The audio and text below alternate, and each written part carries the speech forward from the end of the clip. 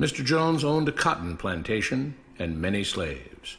One day he was talking to the owner of the plantation next to his, and Mr. Jones was lamenting the fact that times were tough.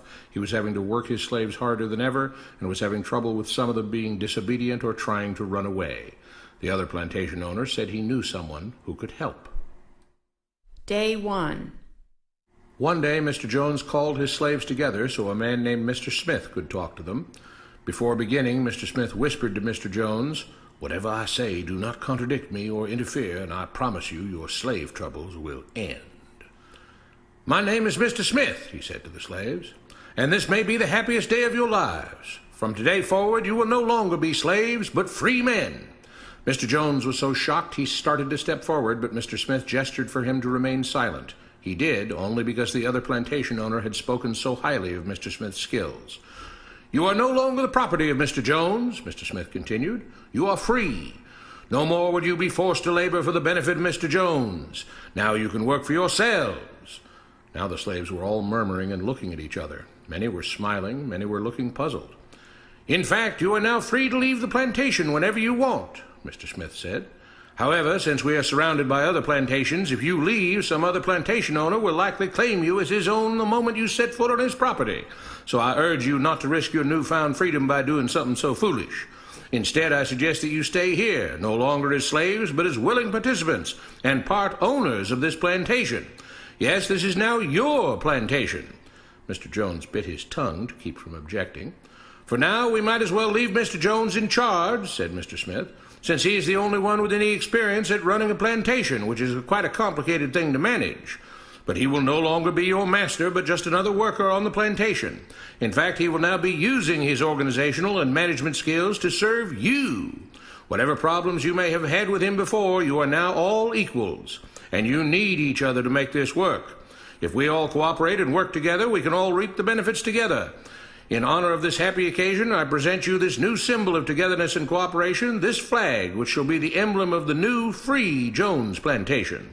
He held up the new flag, but most of those listening were still too amazed to respond. "And this shall be our motto," Mr. Smith announced.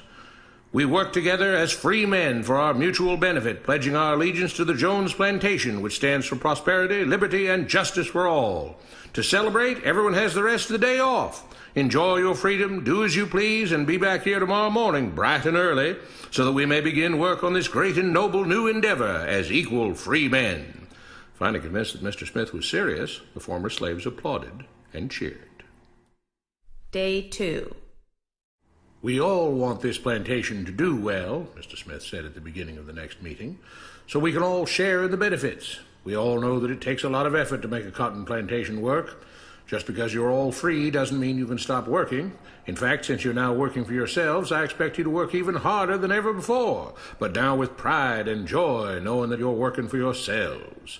Of course, there still have to be rules. If everyone just does whatever he wants, the plantation won't produce anything. This experiment will fail, and we'll all starve. You should be thankful that Mr. Jones has agreed to stay on to lend his knowledge and skills to this endeavor, and I trust you will all do your own part to make this work. Several of you have been chosen to act as project supervisors to manage different aspects of the operation, to make sure everyone is doing his assigned job, to make sure that the rules are followed, and so on. The rest of you may head out to the fields to start your first day of work as free men." Day 3.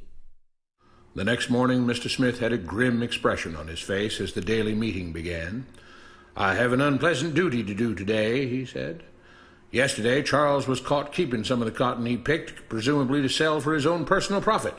That is against the rules. That is stealing. For that, Charles must be punished." 2 men tied Charles to the whipping post. "I take no joy in this," Mr. Smith continued, "but you must understand, if we do not maintain order, if we do not have rules that we all abide by, then the plantation will fail, and we will all suffer." The whip cracked against Charles' back. "But if we all pitch in for the common good, then we can all prosper. Being free doesn't mean you should be selfish and greedy. We must each do our assigned duties and obey the rules, and then we can all benefit, and each of you will receive your appropriate share of the profits." A young man named Samuel stepped forward. "But if you and Mr. Jones decide the rules and whip us if we disobey, how is that any different from what we had before?" "How can you say that?" Mr. Smith asked. "I'm shocked. You were a slave before, and now you're free. Things still need to be managed and organized by those best qualified to do so. Do you know how to run a plantation, Samuel?" "Well, no," he answered. "But if we're free, why do we get no say in what the rules are and how things work?" "I'm surprised at your ingratitude," Mr. Smith answered. "None of you know how a plantation is run, so you're in no position to be making decisions about how things are done here. You don't seem to appreciate all the things that Mr. Jones provides for you, from protecting you from all the outside threats that you know nothing about, those who would come here, capture and enslave you, if not for Mr. Jones' protection, to making sure that you all have food and housing, tools to work with, that you're cared for when sick and injured, and so on. There wouldn't be a plantation at all, no cotton to pick, no land to plant and harvest, if not for him. You should be grateful that he's made possible the level of comfort you now have. Your lives would be far worse if not for him.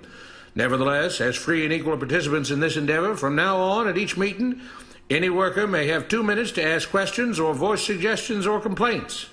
With that, the workers all seemed satisfied and headed out again to the fields to pick the cotton. Day 4.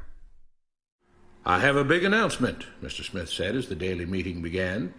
"Mr. Jones' cousin is here, and not just to visit and see how our project is coming along. It has been decided that from now on you will be deciding who will manage the plantation. Of course, this job can't be done by just anyone, but every 3 months we will have a special meeting at which all the workers will vote on whether we think Mr. Jones should run the plantation or whether we think his cousin, Mr. Johnson, should run the plantation. That means that ultimately you are in charge, because you will be deciding which man you want running things on your behalf. If you don't like the way things are being managed, you now have the power to change it." Amazed and pleased, the workers headed out again to the fields to pick the cotton. Days passed, months passed, a year passed, and the plantation continued to operate as before. Sometimes Mr. Jones was in charge, sometimes Mr. Johnson was in charge, but the day-to-day routine stayed exactly the same. The workers worked hard, long hours every day, and still had little to show for it. Every day the meeting would begin with them all reciting the Jones Plantation motto, "We work together as free men for our mutual benefit, pledging our allegiance to the Jones Plantation, which stands for prosperity, liberty, and justice for all."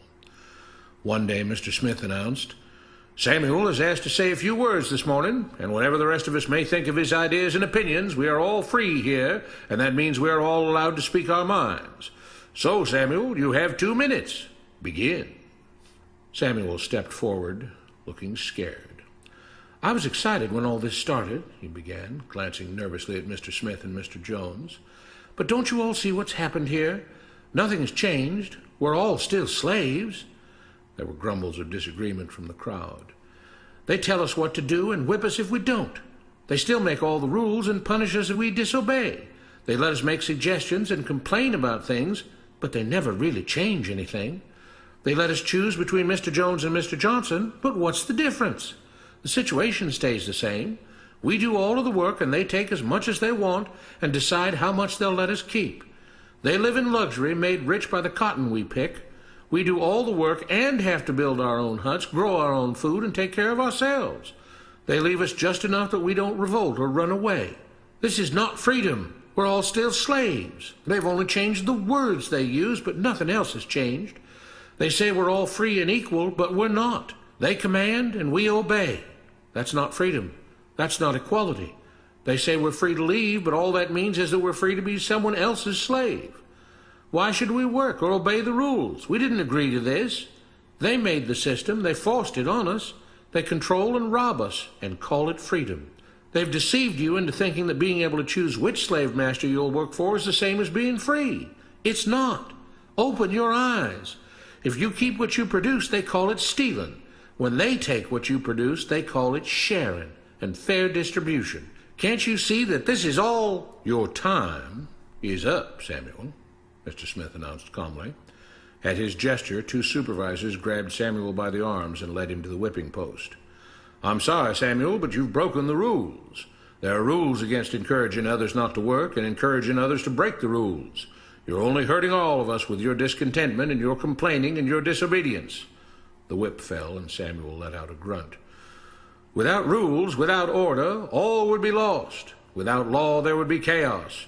We can't just behave as wild animals, each doing whatever he pleases. We must all follow the plan and all do our duty for the betterment of everyone, and those who do not must be punished. The whip fell again, and blood flowed freely from Samuel's back. Samuel, it is you who are stealing from the others. When you don't do your assigned work, you are making more work for others. When you disobey the rules, it is you who are endangering the future of everyone else here. You are the thief. You are the criminal. You are the one trying to destroy the arrangement that keeps us all safe and prosperous. At every lash of the whip, the other workers cheered louder and louder, some yelling curses at Samuel. Being spoiled and selfish, you complain about everything, talking as if you're oppressed. But you are the one ruining things. You are the one keeping us from being all we could be. It is your greed and your rebelliousness that is hurting all of us. They all play by the rules, Mr. Smith said, gesturing at the others. What makes you think that you don't have to? You think you're above the law? There were loud yells of agreement as the whip fell again. We must maintain order, Mr. Smith proclaimed, to make this plantation great, to make it so that we can all be happy and prosperous. To have the society we want, there have to be rules. We all have to contribute our fair share to this great endeavor, and we cannot tolerate actions and attitudes that seek to undermine the amazing things that together as free men we have achieved and will continue to achieve. Mr. Jones was smiling as he gave Mr. Smith a pat on the back. The crowd was cheering so loudly that none of them had noticed that Samuel had died. What you have been taught about government and politics is no more accurate or reasonable than what Mr. Smith taught the slaves. If you're ready to look through the veil of rhetoric and propaganda to see the reality beneath, get a copy of The Most Dangerous Superstition. It will change the way you see the world.